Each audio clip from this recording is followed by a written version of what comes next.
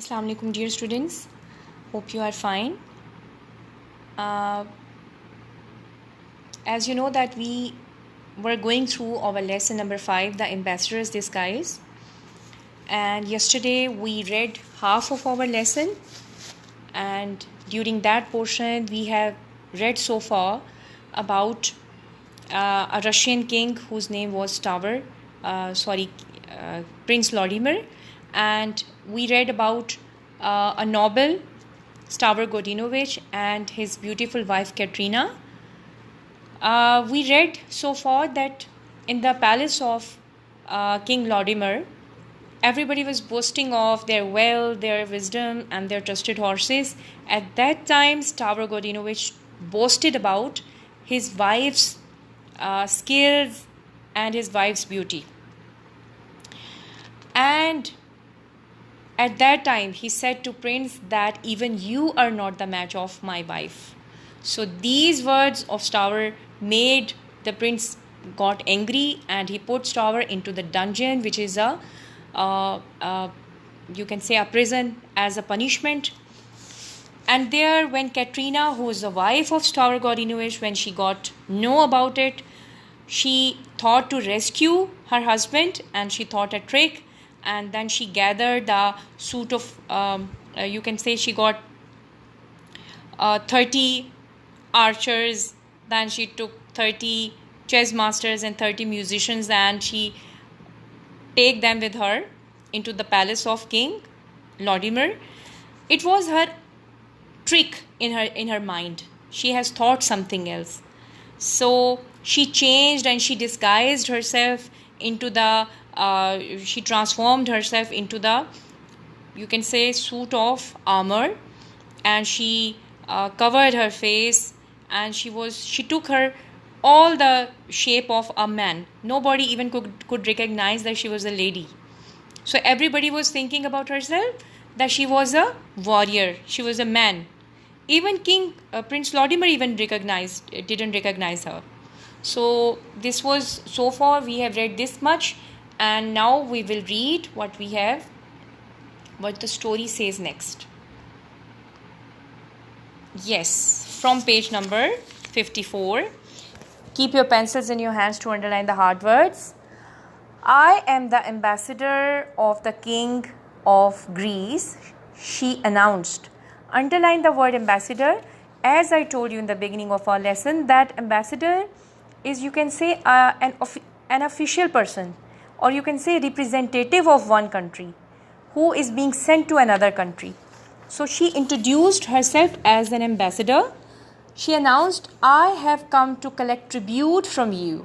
Underline the word tribute. Students, tribute is a payment made by one ruler to another. Okay? So she said that I am here to collect a tribute in form of money or in form of anything. If you refuse to pay, my army of 40,000 men will attack your city. Students, do you think that she was having the army of 40,000 men? She was not having. But as she has gathered 30 archers, 30 chess masters and 30 musicians, so it sound like that she might have the, if she can bring so many people with herself, she might have an army of 30,000 people. Anybody can perceive like that. Prince Vladimir trembled with fear. Underline the word trembled. Shaking with fear. Give me time to think, ambassador, he begged. He was begging to a lady, but in fact he didn't know the reality of that lady. Time is precious, roared the ambassador. I want you answer now. Pay the tribute or we will attack. If you cannot pay, then give me your niece Zabawa to be my wife. So this is a new character introduced here, Zabawa, who was the niece of the king. She said that if you will not pay the tribute, then you'll have to give me your niece to be my wife. The prince's niece Zabawa was beautiful and clever girl. The prince loved her dearly. There was nothing in the world he would do to harm her. At this time, Zabawa was sitting in the great hall watching and listening to all that was said. In this paragraph, they have introduced new character of the girl Zabawa, that she was the niece of the king, and niece was she was very dear to the niece as to the prince at the same time, and she was present at the moment in the palace and listening and watching all that happening over there. The prince asked her, "Beloved niece, only you can save us. What are we to do?" "Dear uncle," replied Zabawa, "I obey you in all matters, but I cannot marry a woman. This ambassador is not a man but a woman. See how the ambassador talks and walks. Look at the ring marks on her delicate fingers." Students, did you notice that how clever Zabawa was? That she, among all the men, she could recognize the reality of Katrina from how she walks, how she talks, and even the ring marks in her delicate fingers. Students, you must be knowing, even if you put veil on your faces, even then Allah has made very specific, a particular things, a particular sign of recognition between man and woman, that even we can recognize a man by his gait, we can recognize a woman by her gait. So she said all that to the prince. "You may be right," agreed the prince, "but what can we do to find out if the ambassador is a man or a woman?" Even the Prince Lorimer was in suspicion. He said that you might be right, but what we can do to recognize that she's a woman or man? A little later, Prince Lorimer spoke to ambassador. "Dear ambassador," said the prince, "my niece is used to people with great skills. I can only allow her to marry you if you can show as you are skillful. Come show us if you can play the harp." This is how Prince Lorimer wanted Katrina to come forward so that they can let her show off that is she a lady or a man, right? A harp was brought and Katrina began to play it and sing. The nobles were enchanted with the music, but no one could tell whether the ambassador was a man or woman. Everybody was busy in adoring the beauty of that music, and nobody could even pay attention that either the Katrina was or the ambassador was a man or woman, because they were so much busy in listening to her music and enchanting that music that they couldn't pay attention. Then the prince asked the ambassador to play a game of chess. The prince was the best player in the land. He believed if the ambassador was a woman, she would lose. You noticed here that this is a general concept about women, that they cannot be a good musicians or they cannot play games as worthy or as beautifully or as intelligently as men can. But here, much to the prince's astonishment means, underline this word, surprise, the ambassador won the game. The prince turned to Zabawa. "This is no woman," he whispered. "I'm sure she is," replied Zabawa. Only Zabawa could recognize her because she herself was a lady. You see, she herself was a lady.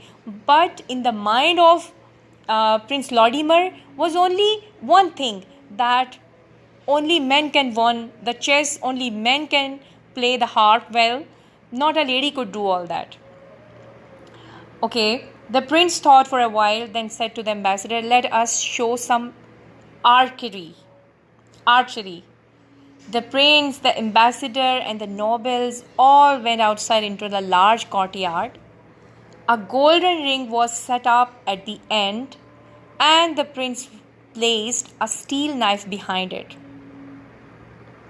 You might have seen all this scene in some movies, that this was all happening there.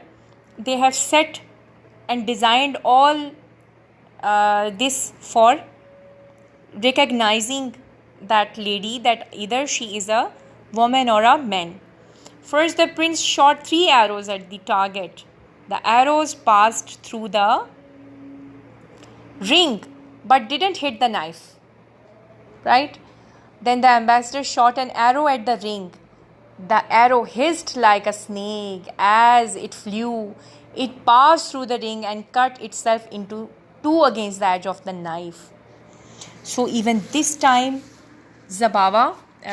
Katrina won the game.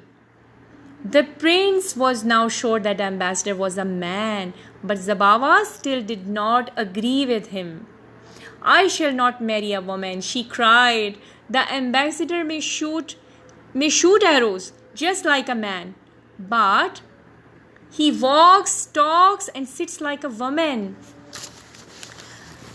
You see how Zabawa was feeling pity at that time, because only she was the one in that hall who could recognize the ambassador well by the way she talks, by the way she walks, and the way she sits like a woman.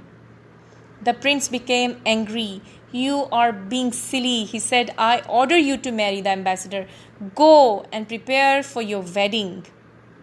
Zabawa ran off in tears. The prince told the ambassador that his bride would soon be ready, but Katrina decided to put an end to this game. Because Katrina herself was a lady, how is that possible that she could marry a lady at the same time? So she decided to put the whole game to its end. She said to the prince, before the wedding, let us fight each other. Let us see who is stronger. Trembling at his suggestion, the prince said, Ambassador, there is no one here who is your match. You noticed? These were the words of Stavr Godinovich. He used the same sentence for his wife. But at that time, King was getting angry. Oh dear, replied Katrina. Is there no one? I was looking forward to some sport. Perhaps there is a brave warrior in your dungeons who could fight me. Now Katrina is suggesting from herself to the prince that it might be possible that in your dungeons, in your prisons, the prisoner or any warrior could be more braver, who could fight with me. Yes, there is, said the prince, smiling and remembering Stavr Godinovich. He immediately ordered his guards to bring Stavr from the dungeons. Soon Stavr Godinovich arrived. He was ordered to put on a suit of armor and mount a horse. Why he was ordered to put the suit of armor? Because they were having fight in a big hall. When Stavr was ready and the ambassador galloped into a nearly field. Underline the word galloped. Students, gallop is used for horses, a fastest pace of horse. All the nobles went to watch the great fight. Now a fight was happening in a great hall. Let's see what happened. The ambassador and Stavr rode towards each other and then leapt from horse to horse. They threw their steel clubs in the air and then rode straight towards the prince. The terrible ambassador of Greece took off her helmet and threw it at the feet of the prince. Katrina's beautiful long hair fell down over her shoulders. The nobles gasped in surprise. Underline gasped. Students, gasp means they took a deep breath of, or you can say they took a deep sigh, because they were astonished. They were surprised to see. They were not expecting that the ambassador was a lady, and she took off her helmet and threw it into the feet of prince. And when her long hair appeared on over her shoulder, everybody was surprised. Great prince, laughed Katrina. I have rescued my husband from your dungeons. You must agree he was right to boast of my skills. Now farewell. And laughing together, Katrina and Stavr Godinovich rode away. I hope you have enjoyed this story. But students, I want you to let me know the lesson we have got from the story. This is not just a tale. Although it was interesting, we have read we have read about a tricky girl. She was intelligent, she was having good wisdom, she was witty, she was smart, she was beautiful, she was having nightingale's voice. She could have played chess very well, she could have played music very well. But even then, students, do you think that we can boast of any of our thing in front of our respected people, like Prince Lorimer, who was the prince of a kingdom, and Stour was just a noble in his palace. He should have not boasted of about his wife, even then if he has done it, but he should not have used the words that, Prince Lorimer, you are not either the match of my wife. So this is not good. Even if it is true, you see that how he put himself in trouble, because king was very angry on him and he put him into the dungeon. So although Katrina was a very intelligent and tricky person, but even then this is not right. We should not boast in front of our elders, in front of our respected people. Hope you have understood the lesson in the story as well. Inshallah, with the activities of our lesson, we will meet in our next session. Till then, stay blessed and goodbye.